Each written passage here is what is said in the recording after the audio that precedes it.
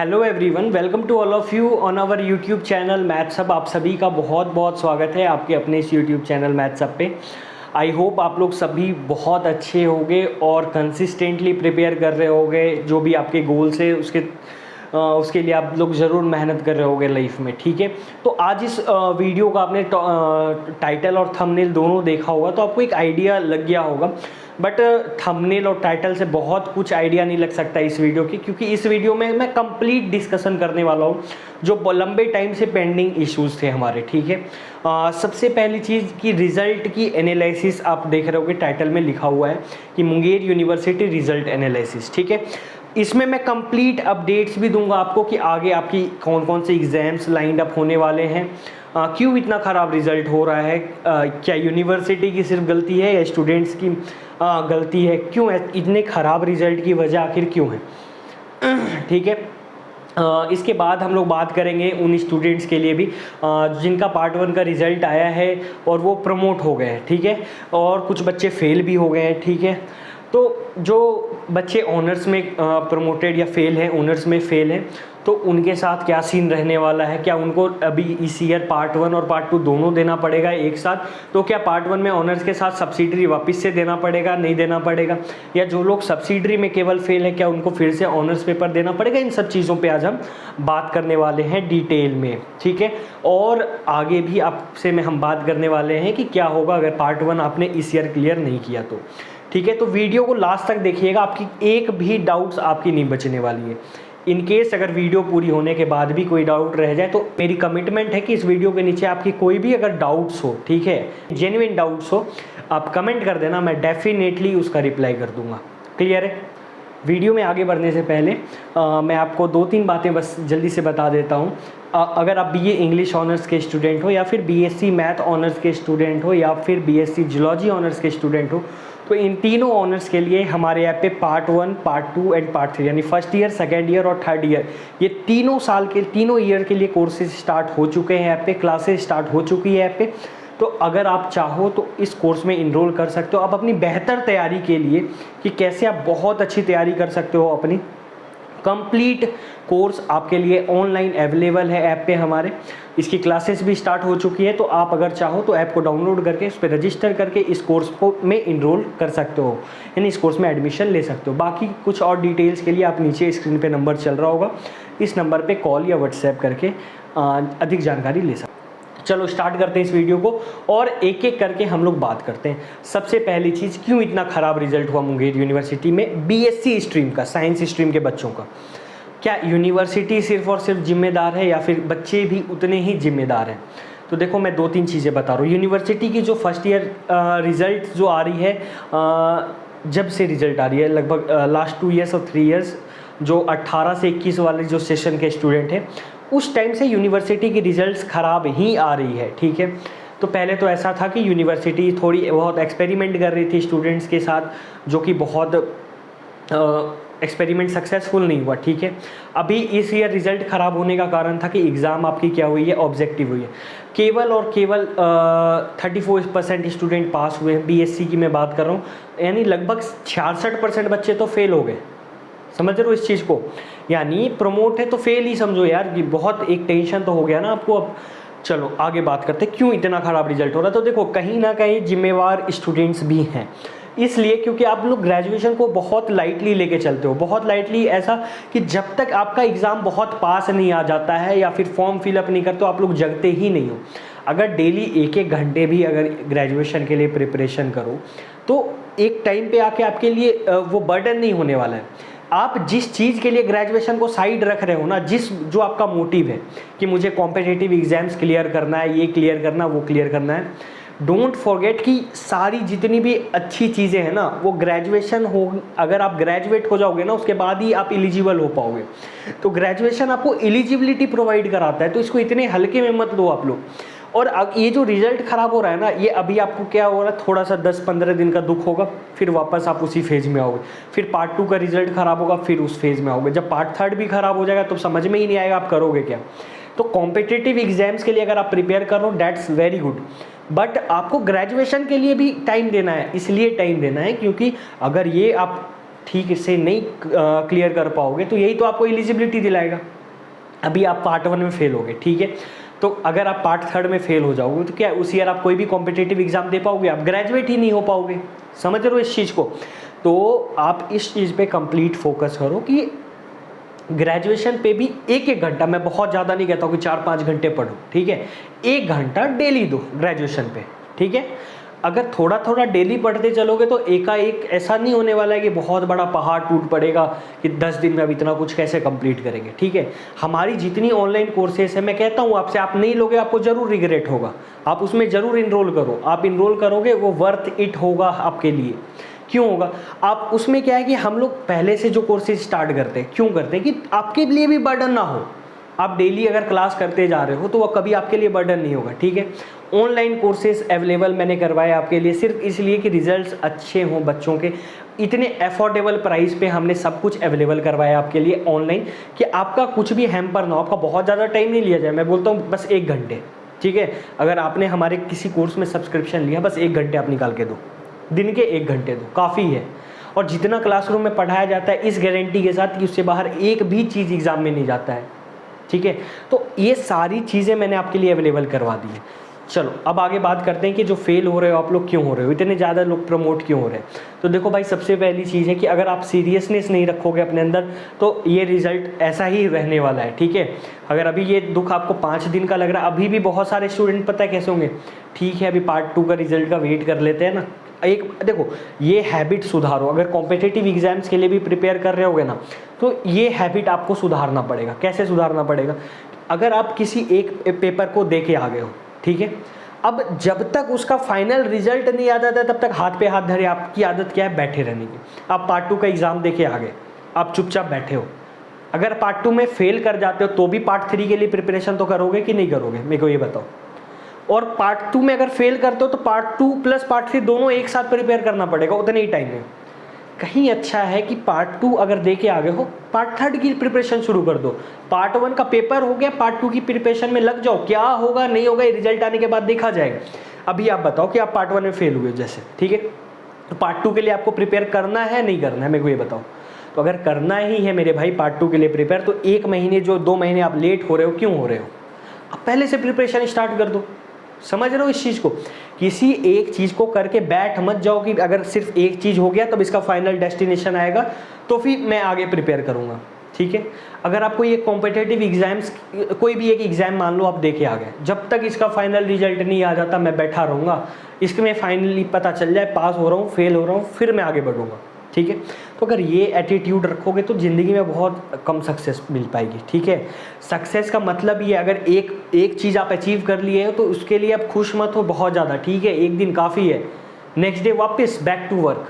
समझ रहे हो इस चीज़ को? तो ये हैबिट अपने अंदर डेवलप करो। ऑलराइट, दूसरी चीज़, जो बच्चे अगर आप लोग अभी से भी नहीं जग रहे हो, देखो मुंगेर यूनिवर्सिटी ने अब साफ कर दिया। एक बार उन्होंने एक्सपेरिमेंट करा कि हम ऑब्जेक्टिव एग्जाम लेते हैं सेशन को टाइम पे लाने का, बट हालांकि मुझे लगता है ऐसा कोई टाइम पे लाने का उनका मोटिव नहीं था। ये तो बस एक एक्सपेरिमेंट था, कुछ भी कह लो, जो कहना, फालतू का बकवास था। मैं तो सीधे कहूँगा, सीधे कहूँगा, बिल्कुल बकवास था यूनिवर्सिटी के द्वारा कि ऑब्जेक्टिव एग्जाम्स लेते हैं। अगर आप ऑब्जेक्टिव एग्जाम्स ले रहे हो तो आप 1 महीने के अंदर रिजल्ट क्यों नहीं पब्लिश कर रहे हो? सीधी सी बात तो ये है। OMR सीट चेक करने में कितने टाइम लग रही है आपको, ठीक है। तो ये सब बहानेबाजी है। यूनिवर्सिटी नहीं ठीक हो सकती, आप इस बात को समझ लो, ठीक है। वो खराब है, बट आपको अब उसमें से किसी तरह बेस्ट लेके निकलना पड़ेगा।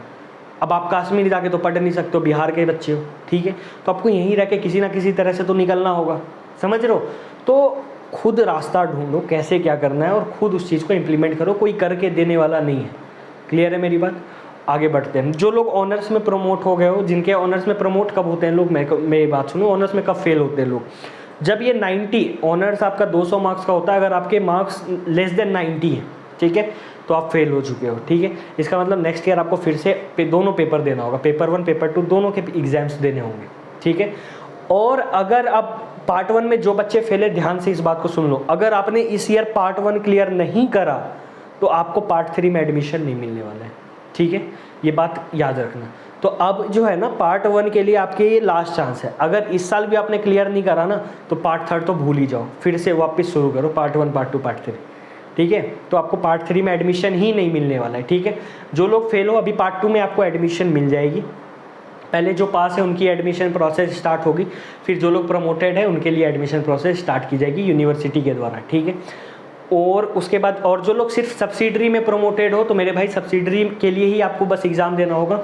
ऑनर्स में अगर आपके मार्क्स दोनों पेपर मिला के 90 या ग्रेटर देन और इक्वल टू 90 है, 90 या 90 से ऊपर मार्क्स है आपके, तो आपको ऑनर्स पेपर देने की अब कोई भी ज़रूरत नहीं है। ऑनर्स में आप पास हो चुके हो। अगर सब्सिडरी में भी पास हो तो वेल एंड गुड, अगर नहीं हो तो केवल सब्सिडरी का पेपर आपको देना पड़ेगा अब जो पार्ट 1 का एग्ज़ाम होगा उसमें, ठीक है। उसके लिए भी मैं टाइम टू टाइम आपको गाइड करता रहूँगा। बट मेरी आपसे एक हम्बल रिक्वेस्ट है कि आप लोग इतना लाइटली लेके मत करो चीज़ों को यार। बहुत ख़राब इमेज आता है जब मैं देखता हूँ कि यार 66% स्टूडेंट फेल्ड हैं, क्या कर रहे हो आप लोग। इस चीज़ को थोड़ा सा पॉजिटिव वे में लो। अगर साइंस ले ही रहे हो यार तो ढंग से पढ़ो, वरना लो ही मत, ठीक है।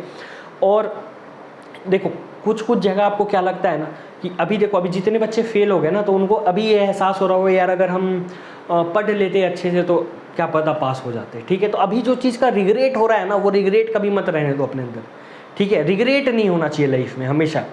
आपको कभी ये चीज़ नहीं होना चाहिए कि अगर मैं ये कर लेता ना तो शायद रिजल्ट कुछ और होता है, ठीक है। इस चीज़ को लाइफ में कभी मत आने देना। कोशिश 100% होनी चाहिए कि लाइफ में अगर फेल भी करो तो भी ये अफसोस ना हो कि मैंने ये चीज़ करा नहीं था।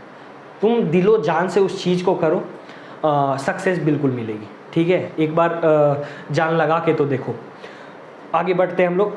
उसके बाद इन सब चीज़ों के अलावा मैं 2-3 चीज़ आपको आपके साथ डिस्कस करता हूँ कि जो लोग अभी पार्ट 1 का कंप्लीट रिजल्ट आ चुका है, बीए का भी आ चुका है और साइंस के भी बच्चों का आ चुका है रिजल्ट।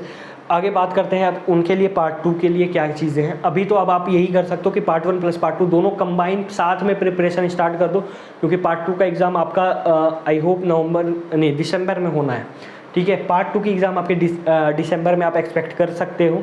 पार्ट 3 वाले जितने भी बच्चों जो लोग का अभी पार्ट 2 का रिजल्ट नहीं आया, जो रिजल्ट के वेट कर रहे हो बस, तो मुंगेर यूनिवर्सिटी के जितने बच्चे बस सेकेंड ईयर के रिजल्ट की वेट कर रहे हो, तो आपको मैं एक चीज़ बता दूं कि आपकी सेकेंड ईयर के रिजल्ट तो पास हो फेल हो क्या हो ये तो आना तय है, ठीक है। तो इसके लिए वेट करने का कोई भी मतलब नहीं बनता है।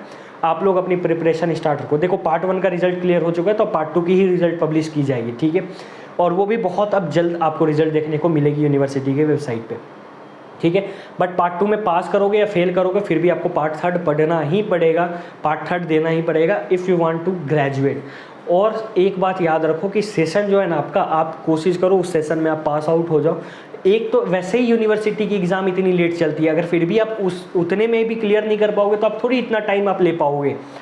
तो 3 साल का ग्रेजुएशन वैसे ही यूनिवर्सिटी 4-4.5 साल में करवा रही है। अगर आप एक बार फेल कर जाते हो तो वो 5-5.5 साल चल जाएगा, ठीक है। तो इस ईयर आपको अच्छे से प्रिपरेशन करना है पार्ट 1 पार्ट 2 दोनों का। उनके लिए जो लोग प्रमोटेड हो तो अच्छे से कंबाइंड वे में बहुत अच्छे ढंग से अभी से प्रिपरेशन स्टार्ट करो। अगर ग्रेजुएशन अच्छा होगा तभी आगे की एलिजिबिलिटी खुलेगी। तुम ये क्यों नहीं सोचते हो, अभी जो खिचड़ी बना के चल रहे हो ना, ग्रेजुएशन भी साथ साथ पैरेलल बन लेके चलने की कोशिश कर रहे हो, एक बार ग्रेजुएशन अच्छे से निकल गया ना तो आप उस चीज़ को 100% दे पाओगे जो आप करना चाहते हो लाइफ में, समझ रहे हो। तो ये ग्रेजुएशन का जो किच है ना लाइफ में, पहले उसको अच्छे से क्लियर करो, ठीक है।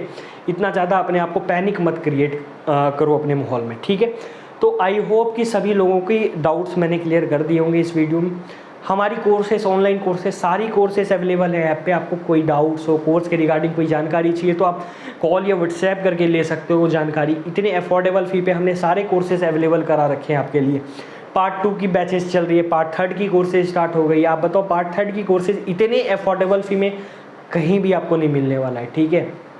और ये सिर्फ और सिर्फ मैंने इसलिए अफोर्डेबल प्राइस पे, इतने अफोर्डेबल प्राइस पे रख पाता हूँ कि आपको पता है मेरी सारी चीज़ें, ठीक है। ऑल राइट, तो मैं उम्मीद करूँगा कि आप लोग अच्छे से पढ़ोगे यार। ग्रेजुएशन एटलीस्ट अच्छे से करो। इतना ज़्यादा रिजल्ट अच्छा नहीं लगता कि इतने लोग फेल कर रहे हो, तो थोड़ा सा क्रिटिसिज्म देखो, क्रिटिसाइज़ खुद को करना बहुत अच्छी चीज़ होती है, ठीक है, ताकि तुम्हें अपनी कमियां पता लग सके और उस पर वर्क करो। ऐसे बैठे रहने से नहीं होगा मज़े मज़े में ही ग्रेजुएशन हो जाएगा, वो टाइम अब चला गया है, ठीक है। तो अच्छे ढंग से वेल मैनर्ड वे में प्रिपेयर करो और आगे बढ़ो, ठीक है। हमारी सारी कोर्सेस अवेलेबल हैं ऐप पे, अगर आप इनरोल करना चाहते हो डेमो क्लासेस देख लो, इनरोल करो और डेफिनेटली कोर्स में आपको फ़ायदा मिलेगा और आप बहुत अच्छा स्कोर करके आओगे। अगर आप इनरोल नहीं करते हो तो ऐसे ही रिग्रेट करोगे। अगर आप इस भरोसे पे हो कि जैसे तैसे पास कर लेंगे, इधर से पढ़ के उधर से पढ़ के, तो अब वो टाइम चला गया है मेरे भाई। ऐसे ही रिज़ल्ट इतना ख़राब देखने को मिलेगा आपको, ठीक है। ये देखो, मैं मुश्किल से हमारी फ़ी कितनी होती है, पार्ट 1 तक की मैक्सिमम फ़ी 3499, ठीक है। इतने में कुछ नहीं होने जाने वाला है, बट इतना ज़रूर है कि आपकी ग्रेजुएशन में बहुत अच्छे मार्क्स आ जाएंगे। आप इतना सोचते हो कि इनरोल करें ना करें, देखो इतना सोचो मत, ग्रेजुएशन आपको इस चीज़ के लिए एलिजिबल बना रहा है, ठीक है। वैसे भी आपकी ग्रेजुएशन में कितनी कम फ़ी लगती है, आप ये तो देखो। और मैंने इसीलिए इतना कम फ़ी रखा है कि सारे लोग इनरोल करो और इस चीज़ का बेनिफिट ले पाओ आप लोग, ठीक है। फेल हो रहे हो, दोबारा पढ़ोगे, मेरे को पता है इतने सारे कॉल्स आ रहे बच्चों के, सर मैं प्रमोट हो गया, मुझे पार्ट 1 में इनरोलमेंट दे दो, पार्ट 2 में इनरोल कराओ, ये करो सर, पार्ट 1 पार्ट 2 साथ में इनरोल कर रहा हूँ। ऐसे चीज़ें चल रही हैं, क्यों ऐसे करने हैं यार, क्यों ऐसे करना है। 1 ईयर की कंप्लीट सब्सक्रिप्शन आपको मिलती है 3499 में। एक बार इनरोल करो, 1 ईयर कंप्लीट अच्छे से पढ़ो और एग्ज़ाम निकालो, फिर सेकेंड ईयर में जाओ, कंप्लीट इनरोल करो, अच्छे से एग्ज़ाम निकालो। क्यों इतना टेंशन लेना है, मेरे को तो यही नहीं समझ में आता आप लोगों का। आराम से पढ़ो, फोकस होके पढ़ो, ठीक है। जो भी करना चाहते हो एकदम फोकस होके करो। ऐसा नहीं कि मजाक में थोड़ा सा पढ़ रहे हैं, 100% दो चीज़ों को, तब जाके सक्सेसफुल होगे, ठीक है। आई होप सारी चीज़ें मैंने क्लियर की होगी। अगर मेरी बात किसी को बुरी लगी हो तो I am really very sorry. मेरा ये मकसद नहीं है कि आप लोगों को यार मैं कुछ बुरा बोलूं या फिर, बट यार मेरे को ये बहुत ख़राब लगा, बहुत बुरा लगा ये देखे कि क्यों ऐसा रिज़ल्ट हो रहा है। इसमें कहीं ना कहीं यूनिवर्सिटी की गलती नहीं होती है यार, आप लोगों की भी गलती है कहीं ना कहीं, इसी वजह से इतनी ख़राब रिज़ल्ट हो रही है, ठीक है। तो आप अपने ऊपर भी थोड़ा सा काम कीजिए। मिलते हैं नेक्स्ट वीडियो में और भी कोई अपडेट्स के साथ। अब पार्ट 2 वाले जितने बच्चे हो आप लोग अपनी पार्ट 3 की पढ़ाई स्टार्ट कर लो, वेट करने का कोई मतलब नहीं। और एक और बात, रिजल्ट जो आना हो आएगा। मोस्ट इंपॉर्टेंट चीज़, अब तो यूनिवर्सिटी ने भी आपकी दर्द को समझा है कि नहीं भाई, ऑब्जेक्टिव एग्ज़ाम लेने से काम नहीं चलने वाला है। तो एग्ज़ाम ओल्ड पैटर्न पे होंगी, जैसे होती थी वैसी होंगी, बस आप अपने तरफ से 100% दो, डेफिनेटली रिजल्ट अच्छा होगा, ठीक है। मिलते हैं नेक्स्ट वीडियो में नए अपडेट्स के साथ, तब तक खुश रहो, ख्याल रखो अपना, बाय।